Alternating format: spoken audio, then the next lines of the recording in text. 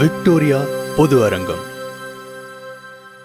சென்னையில் உள்ள முற்காலத்திய மெட்ராஸ் நகரின் ஒரு வரலாற்று சிறப்புமிக்க கட்டிடம். இது 1886 முதல் 1890க்கு இடையில் கட்டப்பட்டது. ராணி விக்டோரியாவின் பொன் விழாவை நினைவு கூறும் வகையில் விக்டோரியா என பெயரிடப்பட்டது.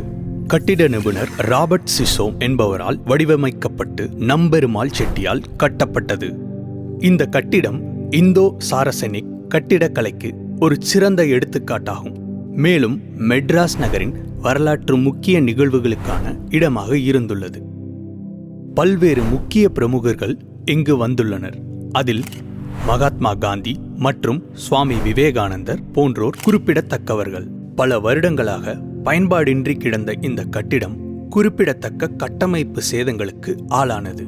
கடுமையான விரிசல்கள், பழுதடைந்த மரத்தளங்கள், ஒழுகும் கூரைகள் மற்றும் தாவர வளர்ச்சி போன்ற காரணிகளால் கட்டிடம் பலத்த சேதமடைந்தது. 2022ஆம் ஆண்டு பெருநகர சென்னை மாநகராட்சி இக்கட்டிடத்தை மீட்டெடுத்து புத்துயிரளிக்க ஒரு திட்டத்தை தொடங்கியது. இதை ஒரு அருங்காட்சியகமாகவும் கலாச்சார கூடமாகவும் மாற்றும் நோக்குடன் பணிகள் தொடங்கின.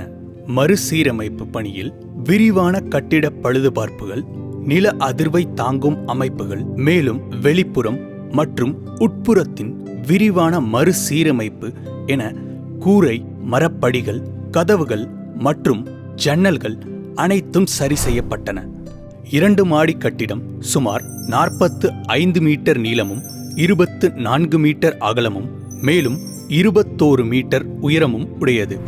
கட்டிடத்தின் முகப்பானது சிறந்த செங்கல் வேலைப்பாடு மற்றும் அலங்கார கேண்டிலிவர் கிரேனைட் பால்கனிகளுடன் அலங்கரிக்கப்பட்டுள்ளது. அவற்றை பழமை மாறாமல் டச்சுக்காரர் பழுதுபார்ப்பு மற்றும் லைம் பிளாஸ்டர் பழுதுபார்ப்பு போன்ற நுட்பங்களை பயன்படுத்தி கவனமாக பழுதுபார்க்கப்பட்டது. சுவற்றின் மோல்டிங்குகள் பாரம்பரிய முறைகளை பின்பற்றி லைம் பிளாஸ்டரில் மீண்டும் சரி செய்யப்பட்டன. பழைய கூரையானது மரத்தால் ஆன தடுப்புகளால் தாங்கப்பட்டு பலத்த சேதமடைந்த நிலையில் காணப்பட்டது.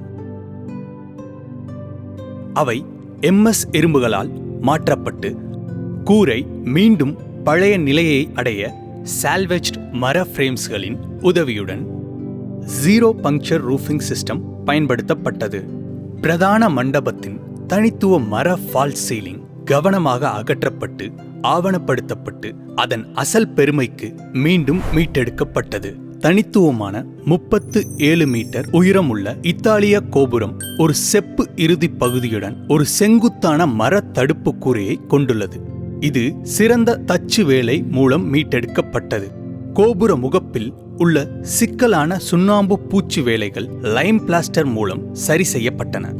கோபுர அறையின் சுவர்கள் நில அதிர்வு சீரமைப்பு தலையீடாக MS பிரிவுகளை பயன்படுத்தி பலப்படுத்தப்பட்டன. மேலும் MS ஸ்டீலினால் ஆன படிக்கட்டு ஒன்று கோபுரத்திற்குள் அறிமுகப்படுத்தப்பட்டு நகரின் அழகான காட்சிகளை பார்வையிட ஏதுவாக அமைந்தன. 3 அலங்கார மர படிக்கட்டுகளும் எங்கள் கைவினைஞர்களால் திறமையாக மீண்டும் உயிர்ப்பிக்கப்பட்டன. அனைத்து மரக்கூறுகளும் சிறந்த பாலிஷ் பூச்சுடன் மேம்படுத்தப்பட்டன. மேலும் உட்புற சுவர்கள் வண்ணப்பூச்சுகளை பயன்படுத்தி அலங்கரிக்கப்பட்டன. முதல் தள மண்டபத்தின் ஒளி சிகிச்சை விக்டோரியன் உட்புறங்களுடன் இணக்கமாக கலக்க தனிப்பயனாக்கப்பட்ட துணியை பயன்படுத்தி செய்யப்பட்டுள்ளது. வரலாற்று புரோசீனியம் அங்கே ஏற்கனவே காணப்பட்ட மாதிரிகளின் அடிப்படையில் அலுமினியம் சீட்களை பயன்படுத்தி மீண்டும் கட்டப்பட்டது.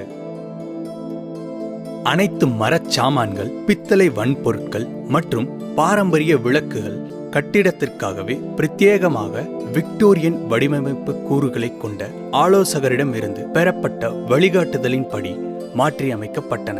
இந்த திட்டத்தில் நவீன லிஃப்ட், HVAC மற்றும் தீயணைப்பு அமைப்புகள் நிறுவப்பட்டதும் அடங்கும். கட்டிடத்தின் தரைத்தளத்தை ஒரு அருங்காட்சியகமாக மாற்றும் அதே வேளையில் முதல் தளத்தை பொது பயன்பாட்டிற்கான கலாச்சார கூடமாக மாற்றி அமைக்கப்பட்டது.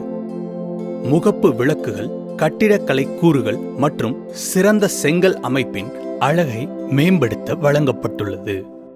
நாங்கள் Sawani heritage conservation private limited இந்த சிறந்த திட்டத்திற்கான மறுசீரமைப்பு பணிகள் எங்களுக்கு வழங்கப்பட்டதற்காக மிகவும் நன்றியுடன் இருக்கிறோம். மேலும் இந்த அற்புதமான வாய்ப்பு மற்றும் வழிகாட்டுதலுக்காக வாடிக்கையாளரான பெருநகர சென்னை மாநகராட்சி மற்றும் ஆலோசகரான அபா நாராயண் லம்பா அசோசியேட்ஸ் அவர்களுக்கும் எங்கள் மனமார்ந்த நன்றியை தெரிவித்துக் கொள்கிறோம்.